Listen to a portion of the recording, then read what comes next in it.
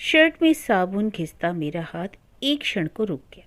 इस तंग कोठरी नुमा गुसलखाने में किवाड़ के पीछे रखी बाल्टी खिसकाते हुए मैंने किवाड़ थोड़ा खुला रहने दिया। अब पिताजी की झुंझलाहट भरी तेज आवाज साफ सुनाई पड़ रही थी। अरे, इस घर को क्या धर्मशाला समझ रखा है? सुबह शाम आना और खा पीकर निकल जाना। रात देर तक आवारागर्दी करते घूमेंगे और सुबह 9 बजे तक गधों की तरह पड़कर सोएंगे। तीसरा कोई काम नहीं। अभी तक तो मैं किसी तरह गाड़ी खींच रहा हूँ। समझ में नहीं आता कि इस तरह ये दोनों किस तरह जिंदगी पार करेंगे। पिताजी रोज की तरह ऑफिस जाने से पहले हम दोनों का गुस्सा अम्मा पर उतार रहे थे। मैं कहता हूँ तुम इन सपूतों से कहती क्यों नहीं? मैं आखिर कब तक भाड़ झोंकूंगा? क्या कहूँ? दोनों बराबर के हो गए हैं, समझदार हैं। खुद बेचारे इधर उधर भाग दौड़ करते रहते हैं। हमारा तो नसीब ही खोटा है। अम्मा का स्वर ठंडा था। अरे, नसीब को क्यों रोती हो? यूं क्यों नहीं कहती कि दोनों हरामखोर हैं? कोई घर आकर तो नौकरी का परवाना दे नहीं जाएगा, कोशिश तो करनी पड़ती है। अम्मा चौके में बर्तन मांज रही थी। पिताजी हम दोनों भाइयों के निकम्मेपन को पर झींकते रहे और अम्मा जैसा कि उसने आदत बना ली थी चुपचाप सुनती रही। प्रतिवाद करने की ताकत वह कब की खो चुकी थी। पिताजी जब 10 बार पूछते तब वह किसी बात का एक बार जवाब देती। मैंने कभी अम्मा को बहुत खुश नहीं देखा। वह बहुत किफ़ायत से चलती। कम से कम खर्च में पति और बच्चों को अच्छा से अच्छा खिला पहना सके, इसके लिए इससे बड़े सुख की कोई बात न थी। काफ़ी कतर ब्योत के बाद महीने के अंत में वह थोड़े बहुत रुपए बचा पाती, लेकिन उसका यह संतोष सुख कुछ दिनों की राहत भर देता। वह शायद हमेशा सोच विचार में डूबी रहती कि और जो सोचती वह कभी पूरा नहीं होता। इसी मृग तृष्णा से उसकी उम्र कट रही थी। मैं गुसलखाने से कपड़े धोकर सुखाने जा रहा था कि पिताजी से सामना हो गया। फाइलों से भारी बस्ते का बोझ उठाए वे आंगन में रखी साइकिल की तरफ बढ़ गए। गीले कपड़े यूं ही अलगनी पर डालकर मैंने साइकिल बाहर निकाल दी। कैरियर पर बस्ता लगाते हुए उन्होंने पूछा, गिलास फैक्ट्री गए थे? हाँ, कल हो आया, मैंने कहा। क्या हुआ? कुछ नहीं। क्यों? क्या कहा? गुप्ता से नहीं मिले? ऑफिस में कोई जगह खाली नहीं है। टाइपिस्ट की जगह 3 दिन पहले भर चुकी। अरे, मैं हफ्ते भर से कह रहा हूँ भाई, अर्जी लिख कर दे आओ। ऐसा मौका फिर हाथ नहीं आता। आज गुप्ता मैनेजर है तो कर जाएगा, लेकिन यहाँ सुनता ही कौन है। पिताजी न जाने क्या क्या बकते रहे। मैं जल भुन कर रह गया। कह तो ऐसे रहे थे जैसे खुद गवर्नर है और गुप्ता इनके बाप का दिया खाता है, जो इनकी बात टाल नहीं सकता। साले ने सीधे मुंह तो बात तक न की। हाँ हाँ ठीक है, आप माथुर साहब के लड़के हैं, जानता हूँ भाई, उनको खूब जानता हूँ, साथ पढ़े हैं हम लोग। आपके पिताजी ने मुझसे शायद आपके बारे में जिक्र किया था, पर आप काफ़ी देर से आए। मैंने 3 दिन पहले ही टाइपिस्ट रखा है। आप मिलते रहिए, कोई जगह खाली होगी तो देखूंगा। मौके से फ़ायदा उठाना कब सीखोगे? क्या यूं ही सारी ज़िंदगी बेकार बैठकर आवारागर्दी करते रहोगे? पिताजी का मूड बुरी तरह चौपट नजर आ रहा था। आमतौर पर दफ्तरों से लौटते हुए लोग बेहद थके, सुस्त और उदास होते हैं, लेकिन पिताजी का हाल बिल्कुल उल्टा था। सुबह सुबह ऑफिस जाते हुए इस तरह घर से निकलते गोया एकाएक सिर पर आ पड़ता है। कोई बोला वैसे टालने जा रहे हैं। ठीक है, खूब मनमानी करो तुम लोग, तुम्हारी लापरवाही तुम्हें बर्बाद कर देगी। मैं हमेशा थोड़ी बैठे रहूंगा, भुगतना तो तुम लोगों को पड़ेगा। पिताजी साइकिल लिए आगे बढ़ गए। मैं उनके झुके हुए कंधों और काली कृष्णकाय आकृति को देर तक घिसटते हुए देखता रहा। अम्मा, 10 रुपए की सख्त ज़रूरत है, तुम्हारे पास हो तो? मेरी आवाज़ में घुलाई रिरियाहट से अम्मा की आंखों में असीम वेदना तैर गई। मैं तुम्हें 2-4 दिन में वापस कर दूंगा, मैंने जल्दी में कहा तो वह धीरे से हंस दी।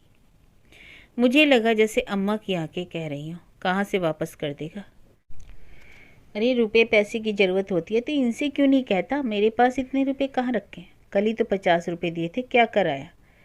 मैं क्या सफाई देता कि कोऑपरेटिव इंस्पेक्टर की पोस्ट के लिए फॉर्म भरा था, जिसमें 35 रुपये की फ़ीस के हो गए, 8 रुपये के 3 पासपोर्ट साइज़ फ़ोटो और 5 रुपये की डाक रजिस्ट्री।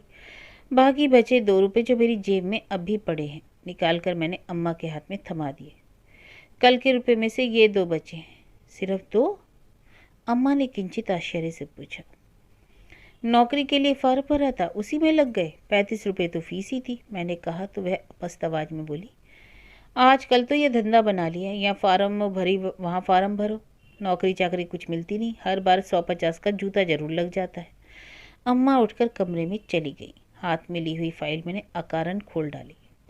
प्रमाण पत्रों के पुलिंदे को उलट पुलट कर देख गया। हॉकी टीम का कप्तान, वाद विवाद प्रतियोगिता में प्रथम, कॉलेज की कल्चरल एसोसिएशन का सेक्रेटरी, हाथ की सुंदर लिखावट में अंकित एमए बीए की डिग्रियां, एनसीसी का बीए श्रेणी का सर्टिफिकेट, सन 78 का सर्वश्रेष्ठ स्काउट। मन में आया कि सारे प्रमाण पत्रों के टुकड़े टुकड़े कर कूड़ेदान में फेंक दूं या चिनिया बनाकर आकाश में उछाल दूं।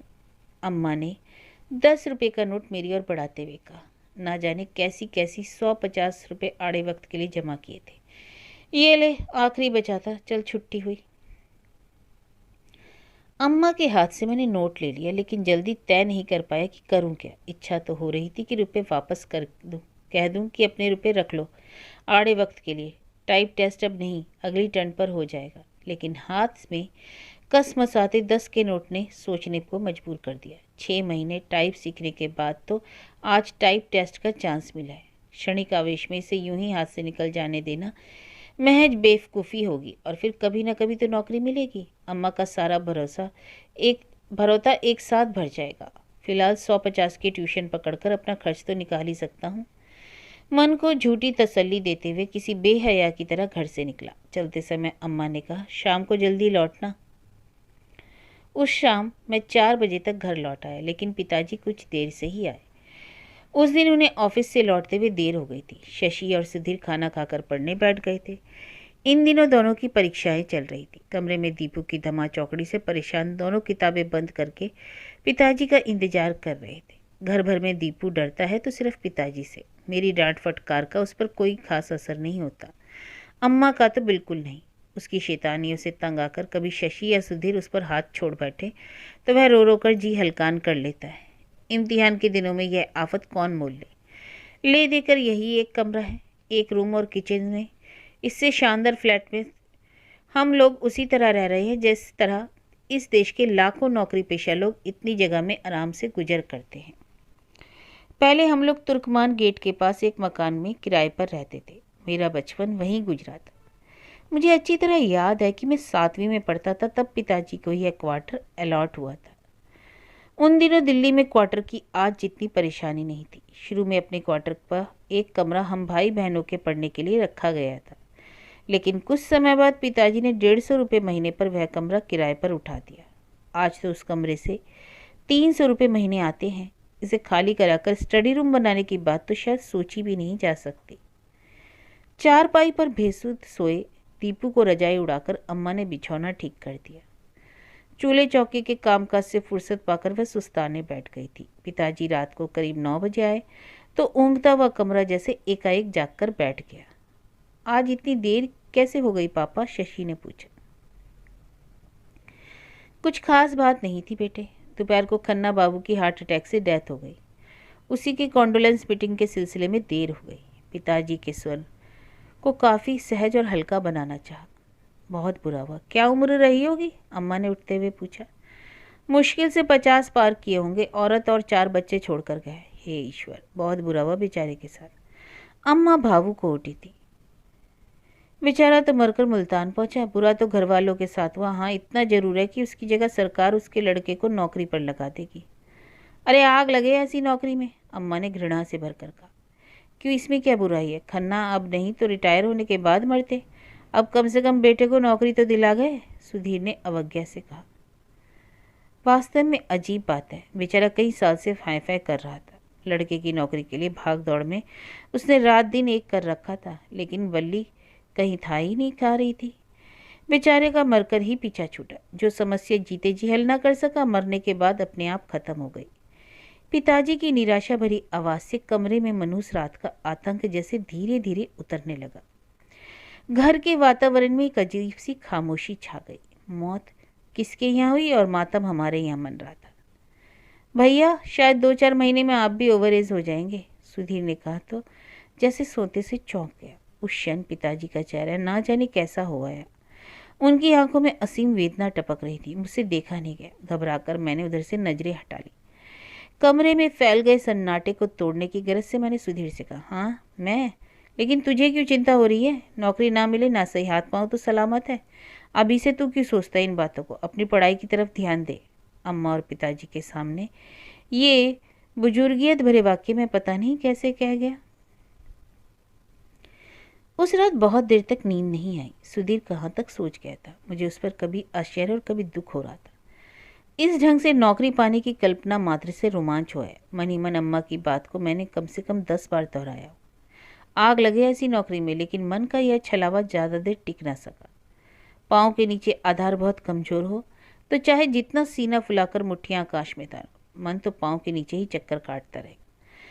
ज्यों ज्यों पिताजी का रिटायरमेंट नज़दीक आ रहा है, मुझे लगता है त्यों त्यों घर की दीवारें जमीन में नीचे धंसती जा रही हैं। तो क्या इस घर को बचाने के लिए पिताजी को भी खन्ना की तरह? उफ, हद हो गई। मैंने मन ही मन स्वयं को बहुत भारी गाली दे डाली। सोने की कोशिश में सिर से चादर लपेटकर लेटा रहा।